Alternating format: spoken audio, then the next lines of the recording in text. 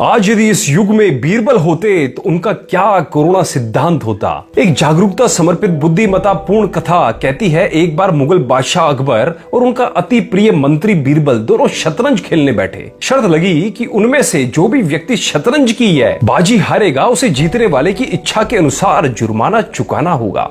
इसी क्रम में बादशाह ने कह दिया, बीरबल, यदि यह बाजी मैं जीता तो तुम्हें जुर्माना स्वरूप मुझे 100 स्वर्ण मुद्राएं देनी होगी। इस पर बीरबल ने हाँ में गर्दन हिलाई। अब बारी बीरबल की थी। वह बोला, जहांपना, यदि इस बाजी में आप हारे और मैं जीता तो आप मुझे जुर्माने के रूप में शतरंज के 64 खानों में गेहूं के दाने रखकर चुकाएंगे, लेकिन इसमें मेरी एक छोटी सी शर्त यह रहेगी कि आपको शतरंज के पहले खाने में गेहूं का 1 दाना रखना होगा, दूसरे खाने में पहले के दोगुने 2 दाने, तीसरे खाने में 2 के दुगने 4 दाने, चौथे खाने में 4 के दुगने 8 दाने, 5वें खाने में 8 के दुगने 16 दाने। ऐसे करते हुए शतरंज के सभी 64 खानों में गेहूं के दाने रखकर वे सारे गेहूं के दाने जुर्माना स्वरूप मुझे सौंपने होंगे।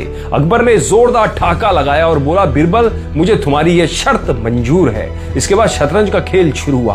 अब बाजी में बीरबल जीत गया और अब हारने वाले अकबर बादशाह ने बड़े ही अहंकार के साथ अपने खजांची को हुक्म दिया कि वे बीरबल को शर्त के अनुसार शतरंज के 64 खानों में गेहूं के दाने रखकर कुल दाने चुका दे। बीरबल की शर्त को पूरी करने के दौरान अकबर बादशाह का खजांची थोड़ी ही देर में पसीने पसीने हो गया। फिर वह अकबर बादशाह के सामने हाथ जोड़कर खड़ा हो गया और बोला, जहां पना हम हुकूमत का सारा खजाना खाली भी कर लें तो भी बीरबल की शर्त को पूरी नहीं कर पाएंगे। अकबर यानी सुल्तान हिंद को खजांची की बात पर विश्वास नहीं हुआ, लेकिन जब खुद उसने 64 खाने की जोड़ लगाई तो उसका मुंह खुला का खुला रह गया। बीरबल की शर्त के अनुसार शतरंज के सबसे आखिरी अकेले 64 खाने में गेहूं के 9 2 2 3 3 7 2 0 3 6 8 5 4 7 7 5 8 0 8 दाने रखने पड़ रहे थे और 1 से लगाकर 64 तक के सभी खानों में रखे जाने वाले गेहूं के कुल दाने की संख्या हो रही थी